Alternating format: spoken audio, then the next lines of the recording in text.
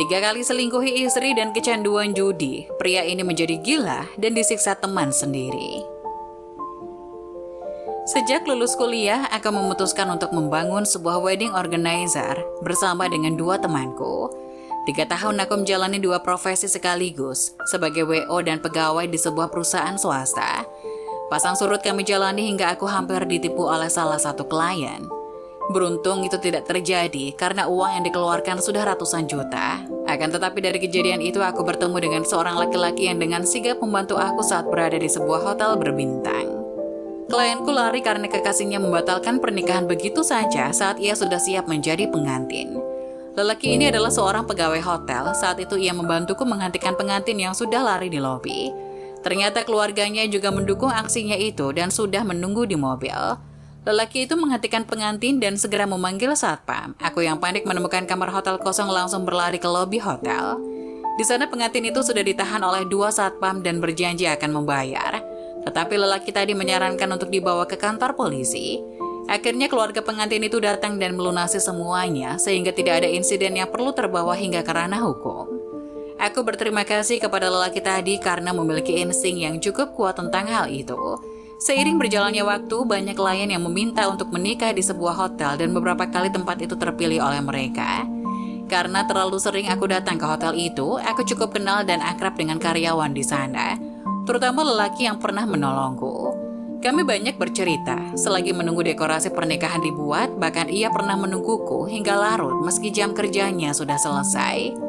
Singkat cerita, kami bertukar nomor telepon dan sering berkomunikasi. Lelaki itu sering menjadi mata keduaku untuk memastikan dekorasi yang dipasang sudah selesai atau belum.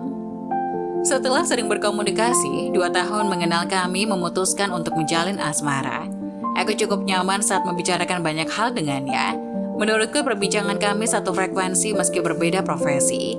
Ia cukup terbuka pada banyak hal dan aku sering belajar hal baru di luar WO juga profesiku.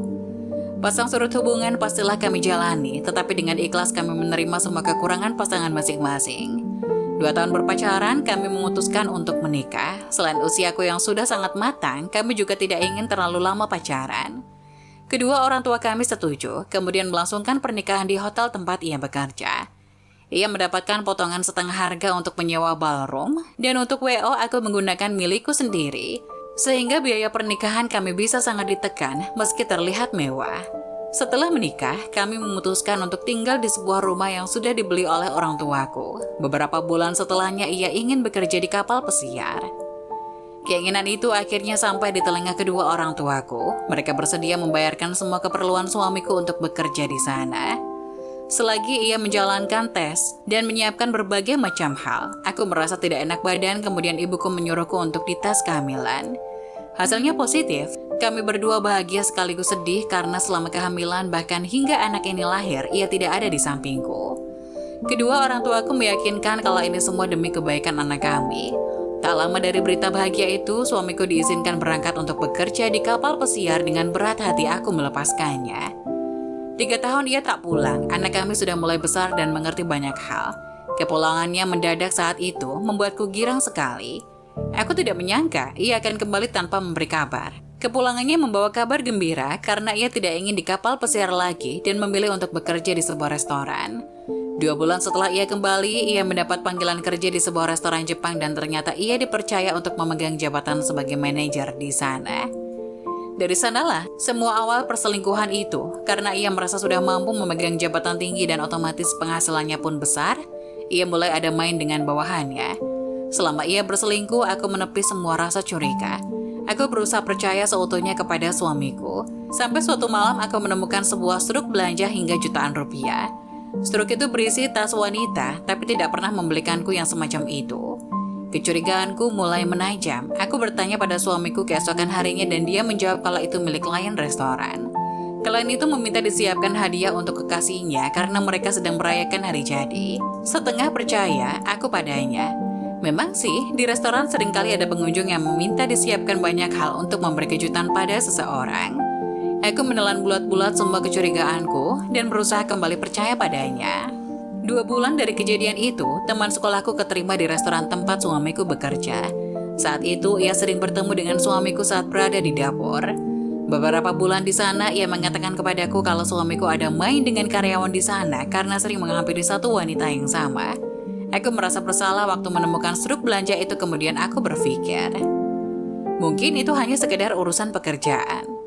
Berulang kali temanku memperingati tentang suamiku yang selalu pulang bersama dengan karyawannya.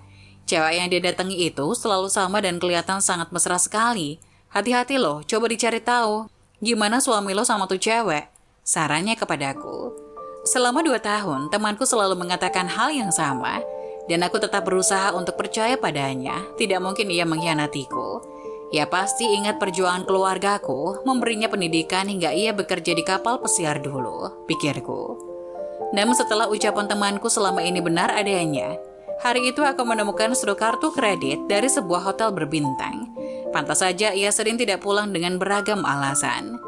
Aku langsung menaruh struk itu di depan wajahnya. Ia terlihat sangat terkejut dan minta maaf padaku bertubi-tubi. Mendengar penjelasannya, aku hanya bisa menangis. Saat itu anakku sudah tidur dan ia sedang berada di ruang televisi. Ia berjanji tidak akan mengulangi hal itu lagi. Ia ingin pernikahan denganku berhasil dan bersama-sama membesarkan anak kami. Aku memintanya keluar dari restoran itu dan pindah ke tempat kerja lain. Ia pun menyanggupi. 3 bulan kemudian ia resmi keluar dari restoran itu dan langsung keterima bekerja di sebuah hotel berbintang menjadi manajer. Aku cukup tenang jika ia tidak bertemu dengan wanita itu lagi karena semua akses komunikasi mereka sudah aku putus. 2 tahun dia bekerja sebagai manajer hotel, ia selalu pulang ke rumah dan tidak ada kebiasaan aneh yang ditunjukkan. Meski begitu, lagi-lagi firasatku kalau ia berselingkuh muncul kembali. Kali ini aku tidak sepercaya dulu, aku ingin ada di hotel tempat ia bekerja secara diam-diam. Kebetulan rekan-rekan kerjanya belum pernah melihat dengan jelas bagaimana rupaku. Saat pergi ke sana, aku menitipkan anakku di rumah orang tuaku. Aku datang layaknya tamu biasa. Aku menggunakan kartu pengenal teman yang wajahnya mirip denganku. Aku berusaha untuk berpakaian berbeda dari biasanya agar tidak dikenali oleh suamiku. Ketika masuk ke sebuah kamar, aku hanya menaruh tasku dan kembali turun untuk ke restoran. Aku memperhatikan suamiku berjalan mengecek pekerjaan bawahannya, sampai ia menggoda seorang wanita secara diam-diam di saat lobi hotel sepi tamu. Aku ikuti kemana suamiku pergi dengan masuk ke dalam lift yang sama dengannya. Beruntung aku tidak masuk seorang diri, banyak tamu yang lain yang ikut masuk ke dalam lift sehingga ia tidak memperhatikan satu persatu. Aku melihatnya turun di lantai 15. Aku mengikutinya dan melihat ia memasuki satu kamar. Di dalamnya sudah ada wanita yang tadi ia goda dengan menggunakan baju seksi. Wanita itu terlihat sangat muda. Aku melihatnya mencium wanita itu dan kemudian masuk ke dalam kamar hotel. Saat itu sudah malam, aku memutuskan untuk kembali ke kamar hotelku dan menangis. Ia sudah berjanji tidak akan mengulanginya lagi, tetapi ternyata itu semua hanyalah kebohongan yang lain.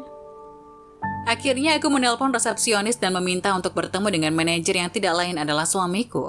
Permintaanku disanggupi karena memang saat itu masih jam kerjanya. Aku menunggu sekitar 30 menit di dalam kamar sampai akhirnya ada yang mengetuk pintu.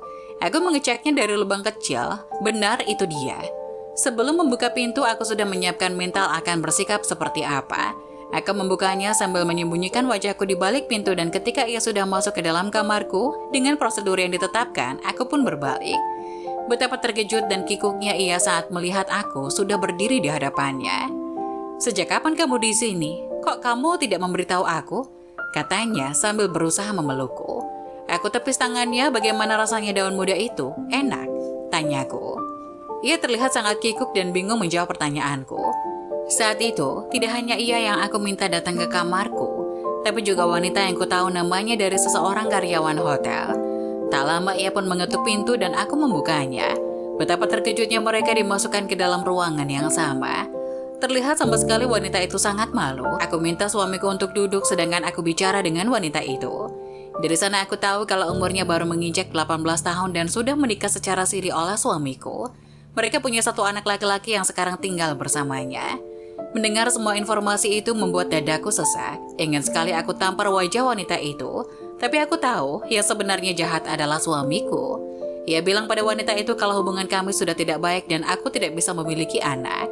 Aku menyuruh wanita itu untuk duduk di kasur dan sekarang aku bertanya pada suamiku.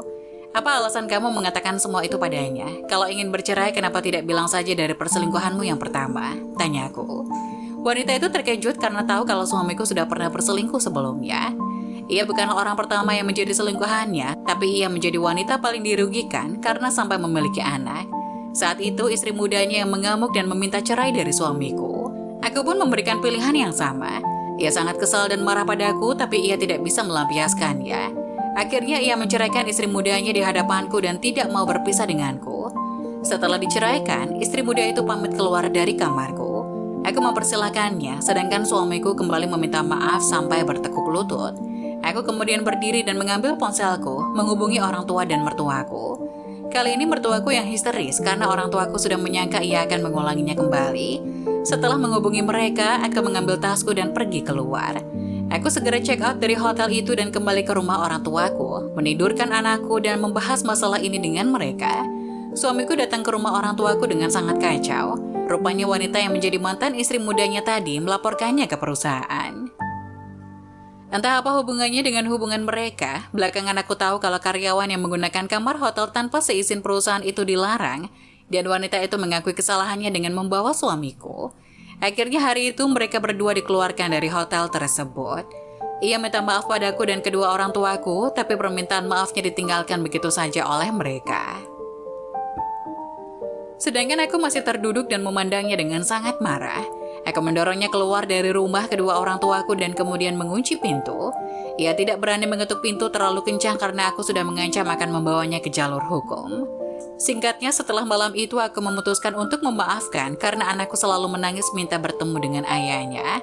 Suamiku kembali menjadi manajer di sebuah restoran. Kali ini aku memegang nomor atasannya dan menyadap ponselnya. Ia tidak tahu hal itu karena semuanya aku sembunyikan dengan sangat rapi. Setelah 3 tahun bekerja di sana, ada seorang wanita yang selalu mengirim teks mesra padanya. Aku sudah kembali curiga, namun kali ini aku tidak akan menghampiri dia seperti sebelumnya. Aku sedang mengumpulkan bukti untuk menceraikannya agar ia tidak bisa beralasan saat di persidangan nanti.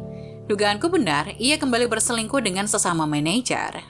2 hari kemudian aku pergi ke pengadilan agama dan menggugat cerai dirinya.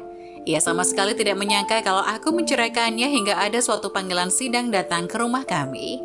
Saat itu aku sedang tidak di rumah, ia menelponku berulang kali tapi tidak aku angkat. Aku sudah tahu kalau surat itu akan sampai di rumah dan menebak bagaimana reaksinya. Sesampainya di rumah, aku langsung masuk ke kamar dan mengeluarkan semua bajunya. Aku sudah tidak mau tidur berdua dengannya. Aku mengajak anakku untuk tidur bersamaku. Ia terlihat sedang berpikir keras, entah apa yang sedang ia pikirkan. Sidang demi sidang kami jalani sampai akhirnya aku tahu kalau yang ia pikirkan saat itu adalah bagaimana caranya menguasai semua hartaku. Ia meminta rumah yang sedang aku tinggali bersama anak kami. Ia menganggap kalau itu adalah hartanya juga karena katanya dibeli setelah kami menikah. Padahal rumah itu pemberian orang tuaku dan dibeli setahun sebelum kami menikah. Akhirnya pengadilan memutuskan kalau itu tidak termasuk harta yang diperebutkan. Hak asuh juga murni jatuh ke tanganku. Ia tidak mendapatkan apapun dari pernikahan kami dan ia sangat mengancam tentang hal itu. Rupanya selama ini ia tidak ingin bercerai bukan karena aku dan anak kami, melainkan tentang harta yang aku punya. Kemana saja aku selama 10 tahun pernikahan dan baru menyadari setelah 3 kali diselingkuhi. Selepas perceraian, sepertinya dia sedang mendapatkan karma yang setimpal. Karena malu, orang tuanya atau mantan mertuaku tidak mau menerimanya lagi. Di saat dirinya bermain dengan wanita, ternyata mantan suamiku itu juga kecanduan judi online yang membuat hutangnya kini ada di mana-mana. Semua orang yang merasa dihutangi datang kepadaku, tapi aku tidak akan memberikan sepeser uang pun untuk menutupi hutangnya yang lebih dari 500 juta itu. Kabar terakhir yang aku dapatkan adalah dirinya sekarang berada di rumah sakit jiwa karena beberapa kali ketahuan berusaha mengakhiri hidupnya, tapi beberapa kali juga gagal. Teman-teman yang memberinya hutang dan teman-teman yang sakit hati padanya tidak terima jika dia mati dalam secepat itu. Hingga dia pun dibiarkan menggila, mengamuk di jalanan dan diciduk Satpol PP. Tidak ada yang mengakuinya sebagai saudara atau kerabat, hingga mungkin dia akan membusuk di rumah sakit jiwa itu.